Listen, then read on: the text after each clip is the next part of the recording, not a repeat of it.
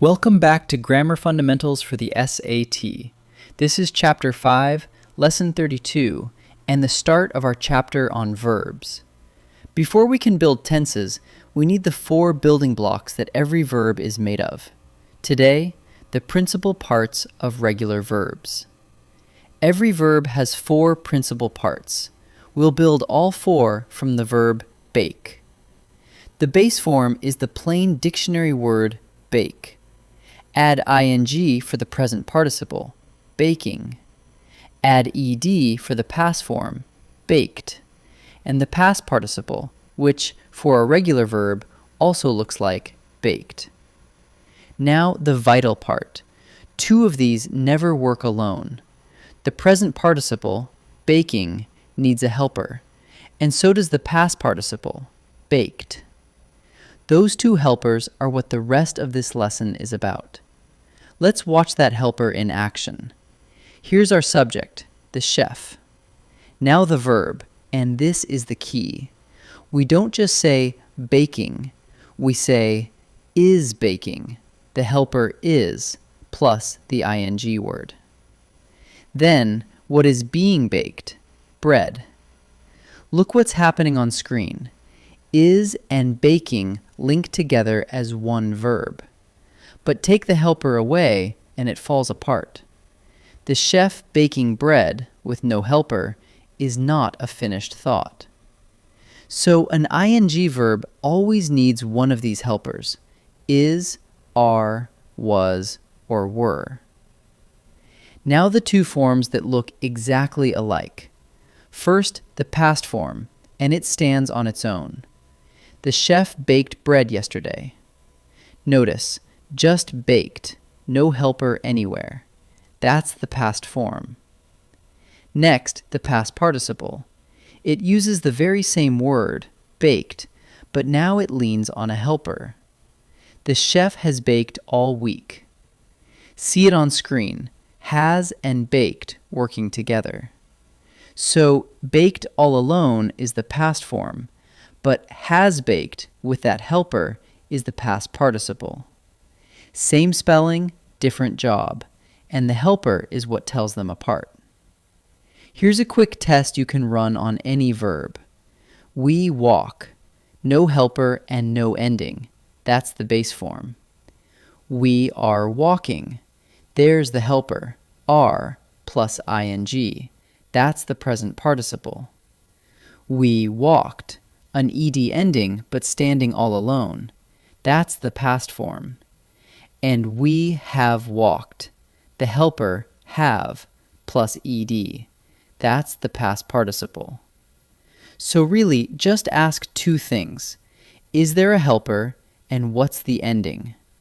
Answer those, and the form names itself. First, the silent e. Lots of verbs end in a silent e. And when you add ing, you drop it. Hope becomes hoping.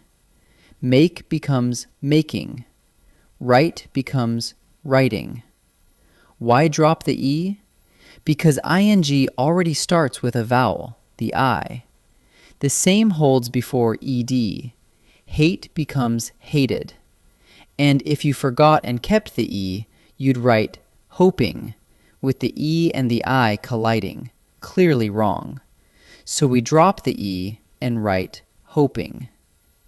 Now, doubling the consonant, the logic teachers usually skip.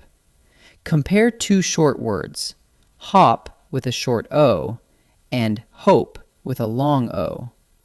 For hope, it's easy. We drop the e and get hoping with a long o. But watch hop. If we only added ing, we'd write hoping, and your I would read that as hoping, the wrong word. So to protect that short o, we double the p, giving hopping. We double a consonant for one reason, to keep the vowel short. So when do you double? Only when a one-syllable verb ends in one vowel plus one consonant. Trip ends in ip, so we double, tripped. Run ends in un, double, running. Sit ends in it, double, sitting. But two situations stop the doubling. First, two vowels before the consonant. Rain has AI, so it stays raining, never raining.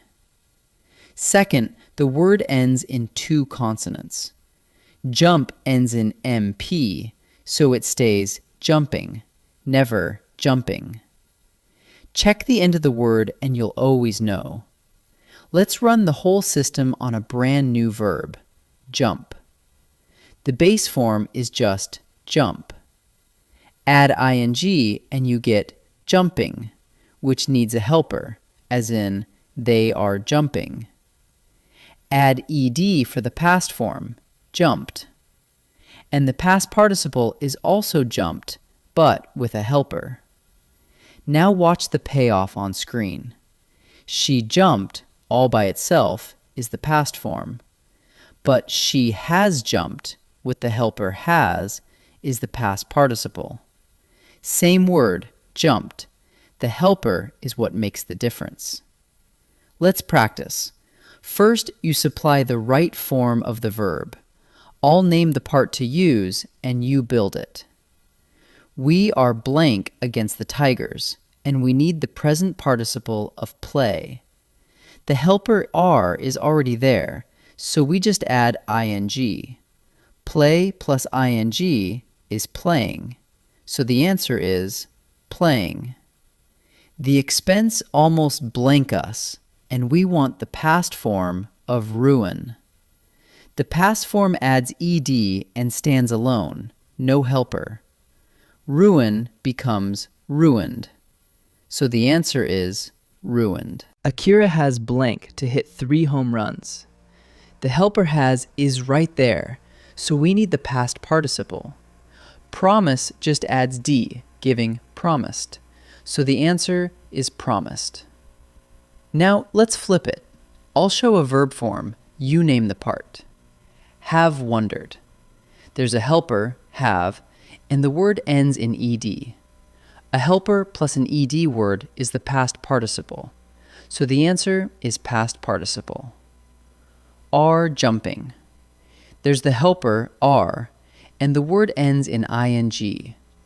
A helper plus an ing word is the present participle, so the answer is present participle. Borrowed, all by itself. It ends in ed, but there's no helper anywhere. An ed word standing alone is the past form, so the answer is the past form. Let's bring it together. Every regular verb has 4 parts. The base, bake. The present participle is baking. The past, baked. And the past participle, has baked. The 2 participles always take a helper, while the past form stands alone. So when the past and the past participle look identical, let the helper tell them apart. And drop a silent e before ing.